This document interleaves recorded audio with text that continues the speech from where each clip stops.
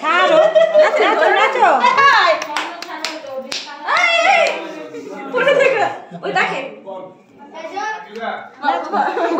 নাদিয়া রে পছন্দ হইছে ঘুরে ঘুরে ঘুরে দেখা হাত ঘুরে মাছ ঘুরে ওরে মা গো হাত ঘুরাইতে এমনি এমনি করে বেশি স্মার্ট তা কইছে একটাই নাই গান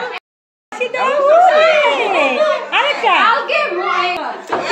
একটা চোখ টিপি দাও চোখ টিপি আসসালামু আলাইকুম, আশা করি সবাই ভালো আছেন, আমিও ভালো আছি। আবার আসলাম আমার কাজিনের বিয়ের ব্লগ নিয়ে। এটা আমার আরেক কাজিনের মেয়ে, ও দুষ্টুমি করছে আর সবাই ওর দুষ্টুমি এনজয় করছে। যাই হোক, ওর সাথে আমরা কিছুক্ষণ সময় দুষ্টুমি করে দেন আমরা চলে যাচ্ছি যেখানে বৌভাতের আয়োজন করা হয়েছে সেইখানে, অর্থাৎ যেখানে দুপুরের খাবার আয়োজন করা হয়েছে সেখানে চলে যাচ্ছি। আমরা যেহেতু ছেলে পক্ষের তাই আমরা ফার্স্টেই চলে গেছি সেখানে। আর সেখানে গিয়ে আমরা একটু ভিডিও করলাম, ফটো তুললাম, আর বাচ্চারা খেলাধুলা করছে। এখানে আমরা সব বোনেরা প্লাস আমার বোনের হাজব্যান্ডরা সবাই ছিল, শুধুমাত্র আমার বড় দুলাভাই আর আমার সেজ দুলাভাই ছিল না। এক এক করে সবার ফ্যামিলি ফটো তুলছে। আর আমার বোনের ছেলে তো বলতেছে যে ওর ভিডিও করতে, ওর নাকি ভিডিও করা লাগবে, তাই আমার সেজ বোন আবার আমাকে ডাকছে আমার বোনের ছেলের ভিডিও করে দিতে। আর আমাদের ফুলটুসি আবার ওর মামুনির সাথে ওর ভাইয়াদের সাথে ফটো তুলছে, দেন ওর বাবা মার সাথে ফটো তুলছে, মানে ওদের ফ্যামিলি পিকচার তোলা হচ্ছে, দেন ভিডিও করা হচ্ছে।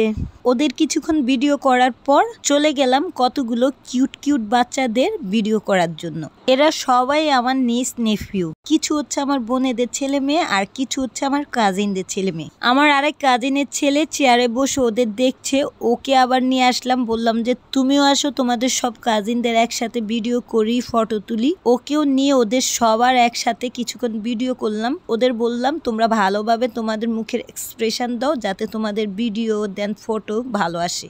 আর এটা বলার পর আমার এক কাজিনের মেয়ে ওর হাতটাকে এমন ভাবে ধরছে, আমরা তো ওর এই অবস্থা দেখে হাসতেছিলাম। ওদের ভিডিও ফটো তুলে চলে গেলাম বাবুর্চির এখানে। যেহেতু আমরা ফার্স্টে চলে গেছি, উনার রান্নাবাড়ি কতটুকু হয়েছে সেটা দেখার জন্য। যেহেতু কিছুক্ষণের মধ্যে মেহমান চলে আসবে প্লাস কোনের বাড়ির লোকজন চলে আসবে, এর জন্য আর কি একটু দেখতে গেলাম যে কতটুকু রান্নাবাড়ি হইলো। আমি গিয়ে দেখতেছিলাম, তখন বাবুর্চি আবার তার অ্যাসিস্ট্যান্টকে বলল সবগুলো হাঁড়ি খুলে খুলে দেখাতে। আমি আবার ওগুলার একটু ভিডিও করলাম। দেখি যে সবগুলো রান্নাই ডান, শুধুমাত্র চিকেন ফ্রাইটাই বাকি আছে। ওইটাও অলমোস্ট ডান, হাফ ফ্রাই করা হয়েছে আর হাফ ফ্রাই করার বাকি আছে। মনে হচ্ছিল টাইম মতো হয়ে যাবে। অ্যাকচুয়ালি বাবুর্চিরা তো এই কাজে অনেক এক্সপার্ট, তারা এই সব কাজ করে ইউজ টু, যার কারণে তারা জানে কখন থেকে রান্না স্টার্ট করলে টাইম মতো সব কমপ্লিট হবে। অথচ আমরা যদি এই সব কাজ বাসায় কিছু জনের আয়োজন করি, দেখা যায় যে মেহমান চলে আসছে বাট আমাদের রান্না বাড়ি এখনো বাকি কিংবা কিছু একটা বাকি রয়ে গেছে। বাট বাবুর্চিদের ক্ষেত্রে কিন্তু ওইটা হয় না, তারা সব কাজ টাইম মতোই কমপ্লিট করে ফেলে।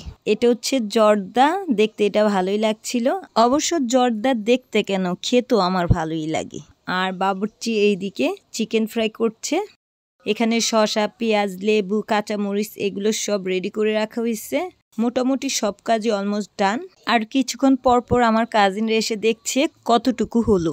যেহেতু তাদের বাড়ির অনুষ্ঠান তাই তাদের তো একটা টেনশন কাজ করে গেস্ট আসার আগে সবকিছু রেডি হইলো কিনা, তাই আর কি কিছুক্ষণ পর পর এসে চেক দিচ্ছে। যেহেতু আমার ছোট খালার বাড়ি গ্রামে, তাই আশেপাশে গ্রাম্য গ্রাম্য একটা ভাব। আর সামনে একটা ছোট্ট পুকুরও আছে, যদিও এই পুকুরে তেমন পানি নেই। যেহেতু এখন বর্ষার সিজন না, তাই পুকুরে পানি থাকবে না এটাই স্বাভাবিক। তবে আমার মনে হচ্ছে বর্ষার সিজনে এখানে ভালোই পানি থাকে। শুধুমাত্র আমার কাজিনরা আর আমরাই এখানে, আর বাবুর্চির লোকজন এখানে আছে। আমরা সব বোন, নিস, নিফিউ আমরা সবাই এক টেবিলে বসছি। শুধুমাত্র আমার দুই বোনের হাজব্যান্ড আমাদের সাথে বসতে পারেনি, তারা পাশের টেবিলে বসছে। আমরা আমাদের টেবিলে বসে গল্প করছি, আর পাশের টেবিলে আমার কাজিনরা, আমার খালা, তারা আবার বসে আছে, তারা আবার গল্প করছে। অবশ্য আমরা সবাই খাবারের অনেক আগে চলে আসছিলাম, যেহেতু বাসায় অনেক মেহমান, তাই আর কি এখানে এসে আমরা রিল্যাক্স ভাবে গল্প গুজব করছি, দেন ফটো তুলছি, ভিডিও করছি, এইভাবে আর কি টাইম পাস করছিলাম। যাই হোক, কিছুক্ষণের মধ্যেই টেবিলে খাবার চলে আসছে, আমরা সবাই খেতে বসছি।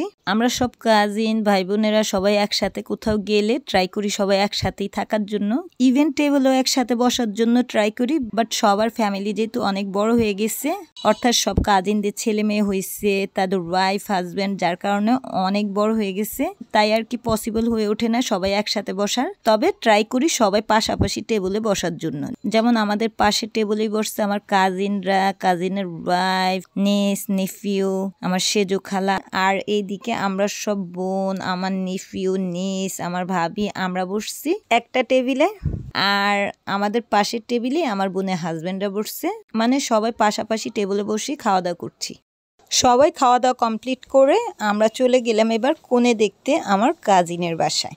আমরা যেখানে খাওয়া দাওয়া করছি তার পাশেই আমার এক কাজিনের বাসা, অর্থাৎ আমার যে কাজিনের বিয়ে হয়েছে তার মেজো ভাইয়ের বাসা, কনে ওখানে আছে। তাই আর কি আমরা সব বোনেরা, কাজিনরা সবাই আমার ওই কাজিনের বাসায় যাচ্ছি কনে দেখতে।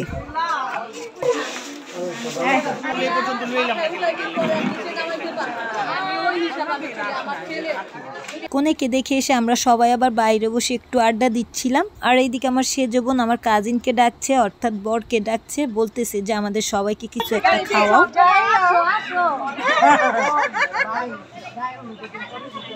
আমার বোন আমার কাজিনকে বলছে আমাদের গলা শুকায় আসতেছে, পানি টানির ব্যবস্থা করো, আমরা খাই, গলাটা ভিজাই। আমার কাজিন আবার এই কথা শুনে ও আমাদের কিছু খাওয়াইতে চাইছে, বাট আমরা কেউই ওর থেকে কিছু খাইনি, যেহেতু ছোট মানুষ, যার কারণে ওর থেকে কিছুই আমরা খাইনি। ওর সাথে আর কি একটু ফান করলাম আমরা সবাই মিলে, এই আর কি।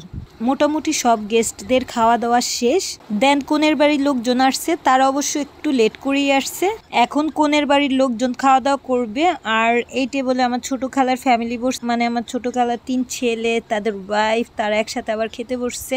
কনের পক্ষের লেট দেখে আমার ছোট খালার ফ্যামিলি খেতে বসছে। তারা খেতে বসতে না বসতেই কনের পক্ষের লোকও চলে আসছে। যাই হোক, কনের বাড়ির লোকজনও বসছে খেতে। দেন আমার ছোট খালারাও তাদের টেবিলে খেতে বসছে। কনের বাড়ি থেকেও তেমন লোকজন আসেনি, যেহেতু বরযাত্রী তেমন লোক যায়নি, তাই কনের বাড়ি থেকেও তেমন লোক আসেনি। কে কি লাগে কনের তা আমরা বলতে পারি না, শুধুমাত্র গেস্টরা আসতেছে সেটা আমরা বসে বসে আবার দেখছিলাম। সাইডে একটা ফাঁকা টেবিল ছিল, সেখানে আমরা সব কাজিনরা বসে আড্ডা দিচ্ছি আর কনের বাড়ির লোকজন যে আসছে সেগুলো দেখছিলাম।